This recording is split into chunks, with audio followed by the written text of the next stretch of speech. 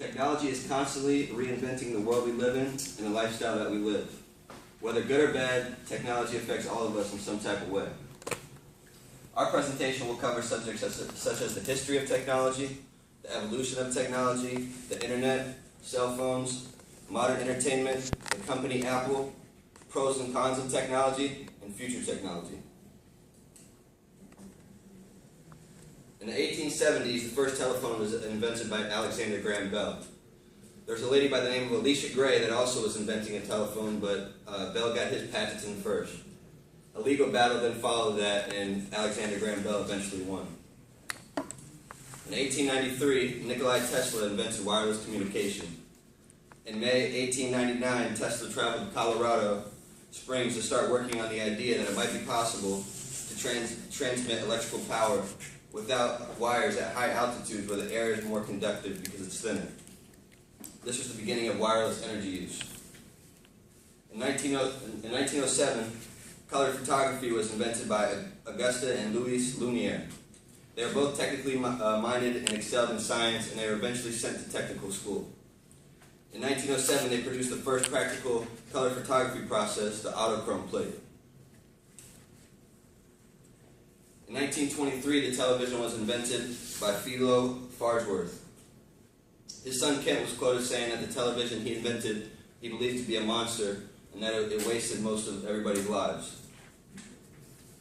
In 1956, the video cassette recorder, also known as the VCR, was invented by Ampex.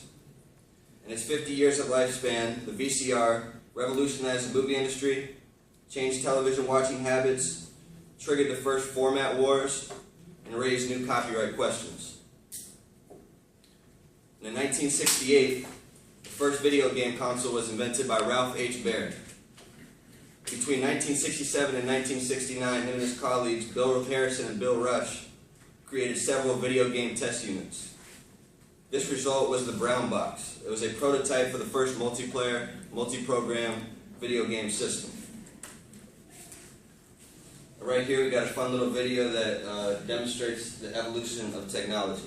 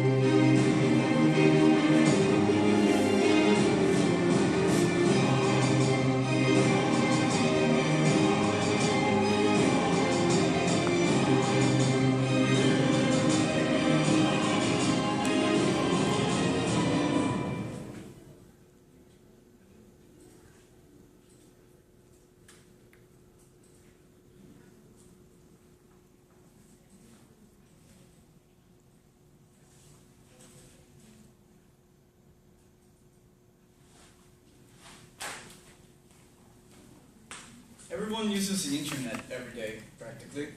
Whether our laptops, cell phones, they've even sold refrigerators that can connect to Twitter, just in case that you need the quote whatever you were doing at the certain time. But not many people know is that the internet was a military project by the United States of America.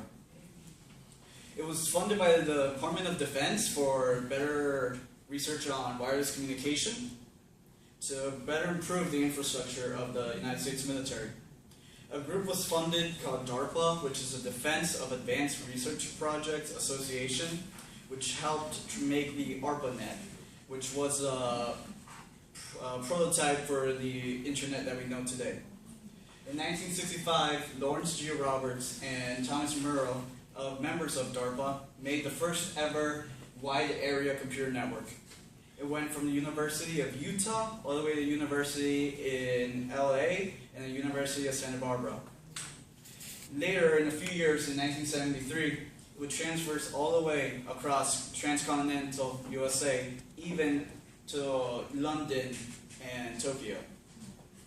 In 1972, after they finished developing their ARPANET, Bob Kahn successfully demonstrated it at the ICC, which is the International Computer Communications Conference.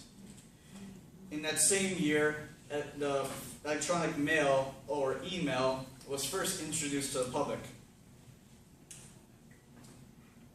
Later, as the internet became commercialized and it was brought to the public,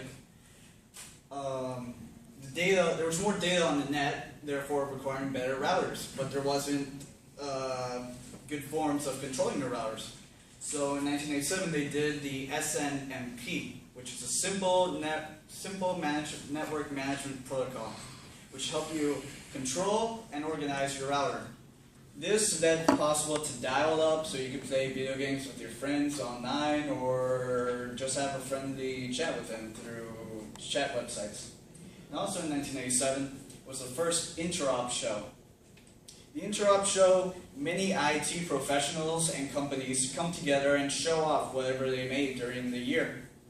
They show that their products can do whatever they promise that they can do and how well they work with other products that they've came out with or products even sold by their competitors. This was to make sure that everyone got what they were promised and that people wouldn't have as much problems having different products from different companies and having them all work together.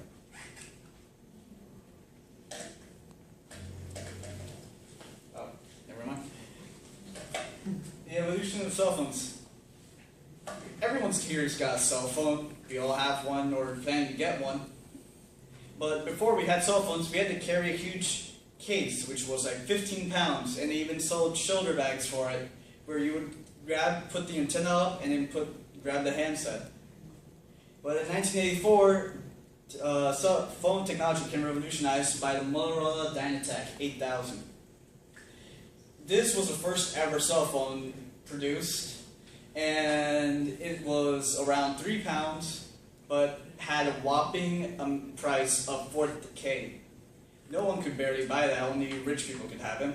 But as it became more commercialized, and later throughout the years as technology became better, in 1996, the Motorola came out with the StarTAC, which was the first ever successful flip phone. There was previous flip phones, but they were never that successful in the market. The Motorola StarTAC sold 17 million worldwide. It even had an LED display. And in 2003, what we think of today as a flip phone became real with the Sanyo SCP-5000. It was made for Sprint, and it had a display on the front as well as a camera with 1.6 megapixels. And when you flipped it open, it would have a larger screen where you could even send text or see pictures. This is where we started being able to send text and the grouping of 3 letters to a single number, as you see right there in its buttons. Later in the same year, BlackBerry came out with the first ever cell phone. Previously, BlackBerry was a PDA company, but in 2003 they did the 6210, which was a PDA cell phone conversion. And as you can see, it looks almost exactly the same as the BlackBerrys we have today. This is what set their models of what future generations would look like. Later in 2007, the first ever iPhone came out. Seems a while back, doesn't it? The iPhone first generation, it ran iOS 3, was pretty heavy, and was pretty thick. It was about a centimeter wide. And considering that we're using iOS 7 in 2014, iOS 3 lagged compared to our comparison. And in order to compete with the iPhone first generation, Android, starting out a new company, came out with their phone called the HTC Dream. It was the first ever Android phone and was touchscreen as well as a flip phone because you could flip the screen up and be able to text with buttons for individual letters.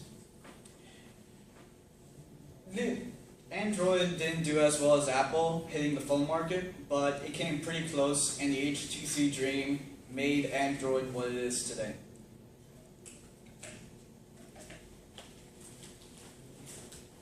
Moving on from cell phones, we go into technology we use today on a daily basis.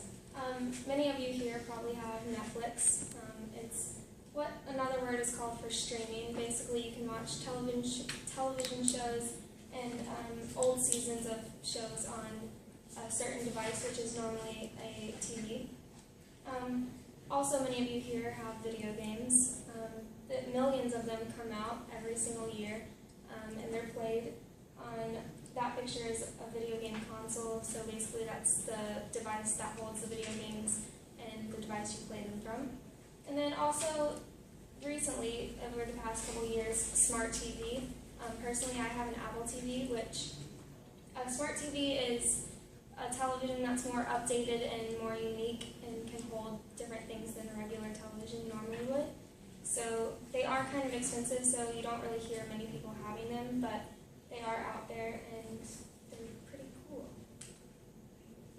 So right now, the most known technology company is Apple.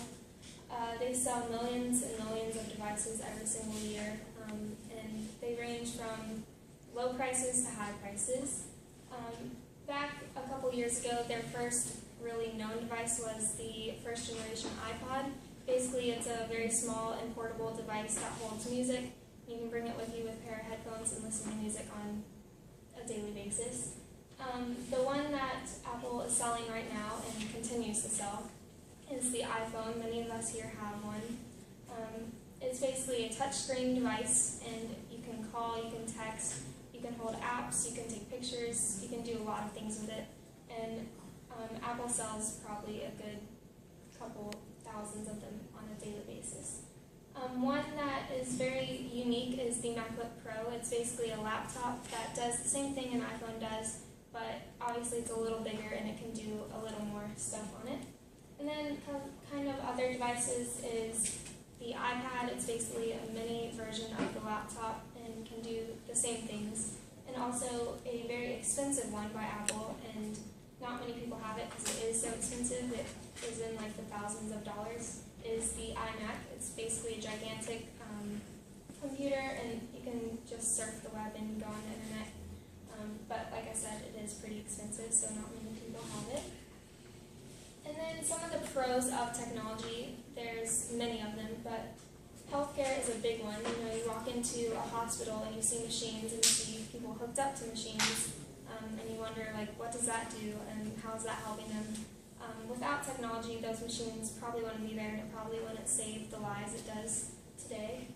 And since technology is growing and there's more inventions and there's more people making different technology, it is a growing field, so people are going to get more jobs, and they will continue to get more jobs because it is never ending.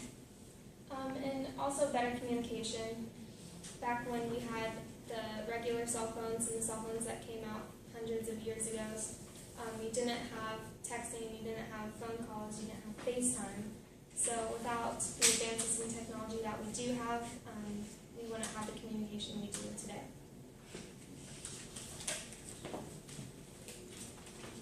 Here's more pros. Because of technology, the work has been cut in in more times. Work that used to be taking hours is now cut down into minutes. Like work research papers that you used to go to all the way to the library and look up a book to find your information. Now you can go online and find it.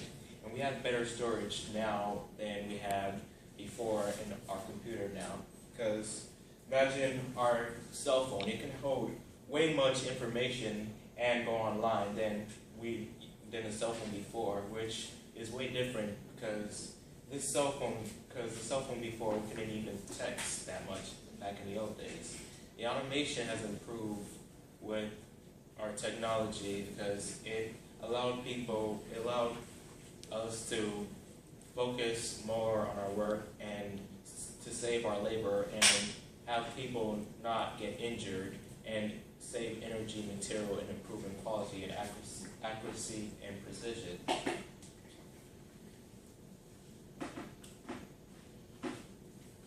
There's many health problems that comes from technology, like in our computers, that if we focus on our screen, we can cause fadage in our eyes, having bad posture in the computer, and neck pain and headaches. And there's even some research showing that most computer and playing games can cause ADHD because of technology and Facebook. We are becoming less social. We're spending more time in our room to play games instead of go out to go play in a park, play basketball or anything. We're disconnected from reality because we mostly think more of the games than of what we are now. We've come to dependence on our technology. Even with me, I can't even pull out my phone for at least like 5 minutes without leaving it alone. And we have become lazier now than people back then. And we're now hard for us to concentrate even from doing homework. We can even look into our phone without being distracted. Here's a video that explains our lack of socialization. I have 422 friends, yet I'm lonely. I speak to all of them every day, yet none of them really know me. The problem I have sits in the spaces between looking into their eyes or at a name on a screen. I took a step back and opened my eyes. I looked around and realised that this media we call social is anything but. When we open our computers and it's our doors we shut.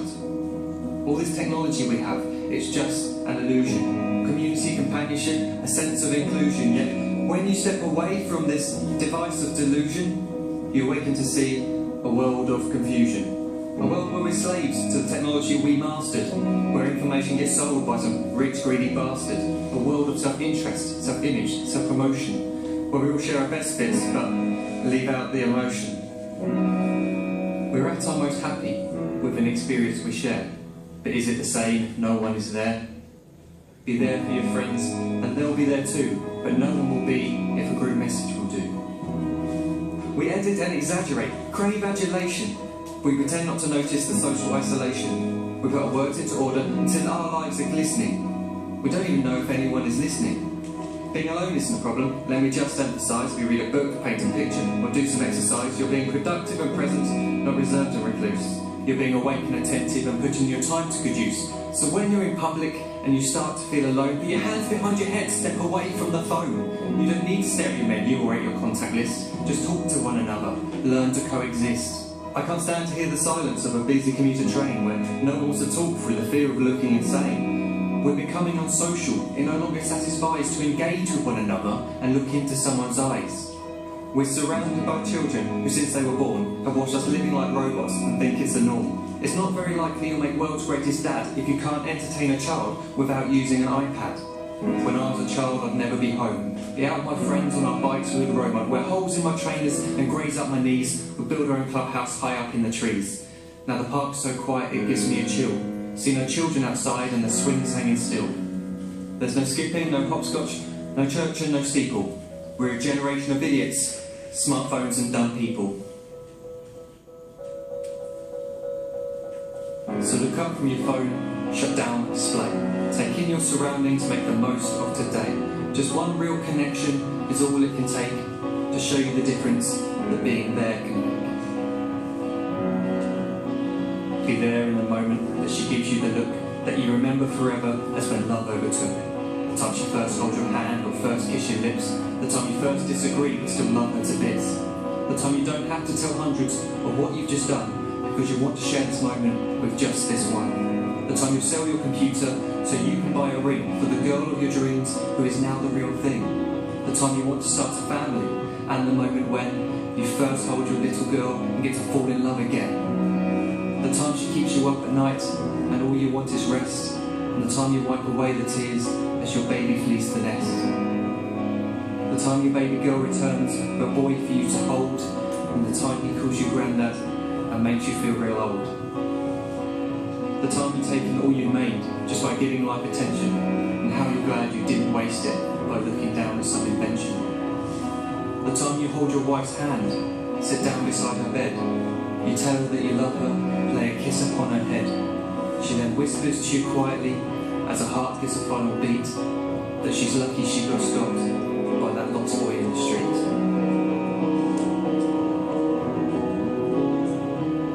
But none of these times ever happened. You never had any of this. When you're too busy looking down, you don't see the chances you miss.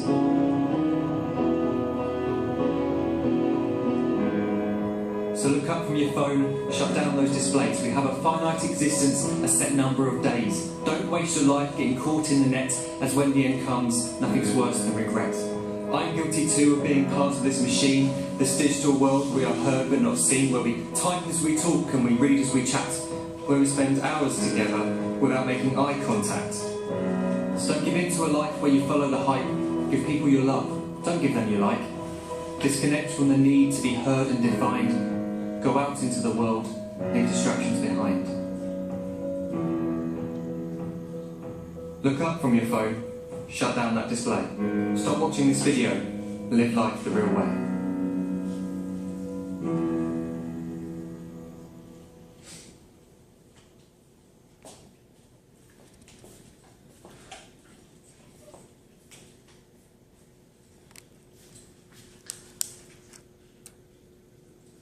So, as you guys can see, there are many pros and cons to technology.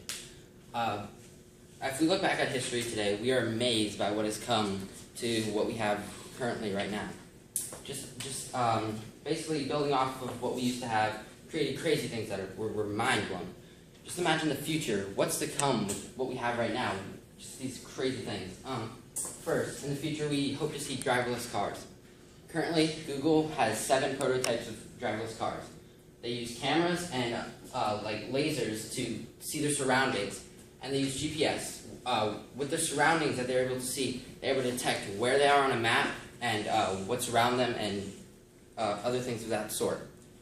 Currently, these 7 cars, well, in order to drive these, basically, you need a driver in the driver's seat, just in case it's, after all, it's a driverless car, just in case something's to go wrong. This driver can step in at any moment and stop any catastrophic thing that's about to happen, step on the brakes or whatnot. And you have one passenger seat who knows how to deal with these lasers and this camera here in case that is to go out of order. So you need 2 people in there right now with these prototypes. Currently, these 7 prototypes that they have traveled 1,000 miles without any human interference, so just the car driving itself.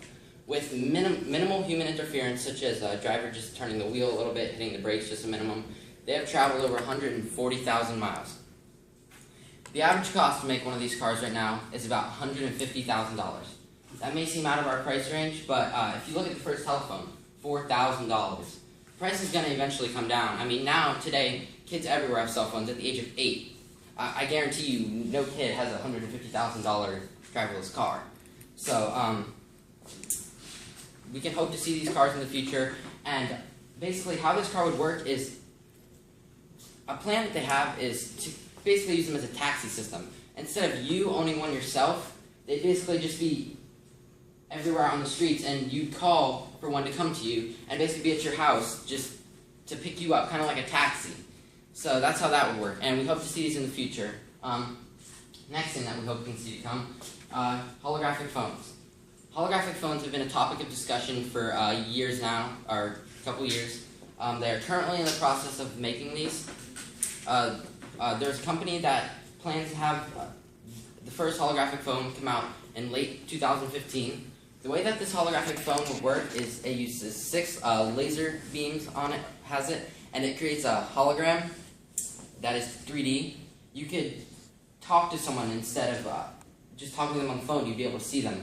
You may or may not know that only 7% of what we say is through our voice. So that other 93% you would be able to see because they're there. Or maybe not all of that, because you've got the outside noise and whatnot, but you would be able to see a lot more. So these hope to come out in late 2015. I'd be blown away to have one. Another thing along the line of holograms is that the next FIFA Cup, they've been planning, or at least hoping, to project the whole soccer game onto fields with holograms. I mean, that'd be amazing in my opinion. Our next topic, flying cars. Everybody here loves, or most people like being in the air. Maybe not. I like to be in the air. So imagine having a car that also has the ability to fly. Currently, there are a couple of different companies working on developing this type of technology. You basically can drive anywhere you need to go, but then you can also fly if you want to. However, you can't just take off in the middle of the road. You'd have to go to one of your local airports. For us, it'd be Melbourne. For many of you, it'd also be the Merritt Island one, but you could take off. But before you can own one of these cars, you need a pilot license.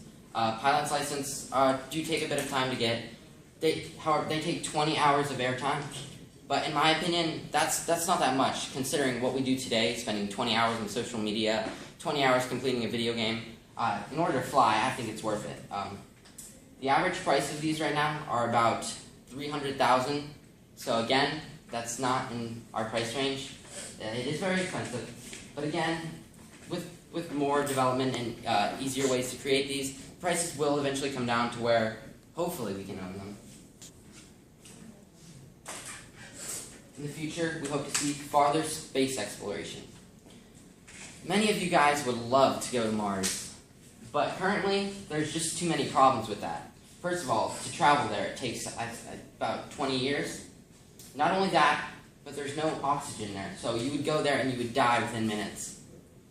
There's no natural resource of water, and getting food would be a huge problem. I mean, there's not a Walmart right down the road where you can go and get your food. So imagine packing. If it takes 20 years to get there, you would have to pack 40 years of food, because from there and back, it takes 40 years. And in my opinion, you just can't even fit that in whatever you're traveling with. And the gas price would be ridiculous to get there. So with more developments, and we hope to be able to get here. Another thing that we are hoping to see in space is the mining of asteroids. This has been a big topic of discussion recently. We've had tests that there are precious metals inside of these asteroids. So what we hope to do in the future is develop bots or whatnot that can go to these asteroids and basically mine on them and take out these precious metals and send them home like moon rocks or something. Medical advances. Ever since our medical field has already come a long way. However, there are certain things that many of us would love to see in the future, and that could really help us. To start off, there's this thing called, it's a gel that stops your bleeding. Many people die from stab wounds and gunshot wounds because they bleed out. Imagine just having this gel in your house to just go grab it and just paste it on, and it would stop it. It basically works like a scab. It brings the cells together and forms a stoppage to stop the blood. Another medical advance that comes along with technology is we have created 3D printers, which has given us the ability to print bones to replace broken bones that are no longer usable to some who need it. How this would work is we would print out the bone that is needed, and we would place it inside of the person's body temporarily. What would then happen is you would see the bone start to build over this model, or what would not. So eventually, once this bone gets once you get enough calcium and this bone overbuilds this model or whatnot, it would disintegrate, and that would be that, and you'd have your bone back, or that's what we hope. And the last medical advance that we have are things called medibots or nanobots. They are basically the size of about 10 cells, and they can travel in your system to detect certain things. One thing that they're able to do is basically go in and do microscopical work, like here, treating a cell. And they are also able to, we hope that they would be able to detect things that would give like pre-warnings of something that's going on. So like let's say that one of your organs isn't working right, but it's not yet able to be seen or told. These things could detect like a fume or a gas or something that's wrong, and they would be able to alert before it gets too severe so that you could save the life. And the last thing that we hope to see in the future is virtual reality. Virtual reality is basically having all your 5 senses and in like a 3D world and basically be able to feel it. What you have to do is you have a helmet that you put on, and you have 360 view, or that's what we have, and basically you can hear, smell, touch, taste, all of your senses, and feels like you're actually there. If you ask me, I personally would love doing it, but there are certain health risks such as like 3D TVs, you get headaches and everything, so that's one risk with that. So, moving on. In conclusion, technology is a huge part of everyone's life. Whether it be for the good or for the bad, it's really great. I mean, for me, if you look at the past, I wonder how they got by, how they enjoyed their lives, what did they do? So for me, I think there's greatly more pros into this. I mean, we live longer now, we have a lot more to do and whatnot, but either way, technology has come a far way and it does a lot for us. So, we'd like to conclude that technology is here to stay.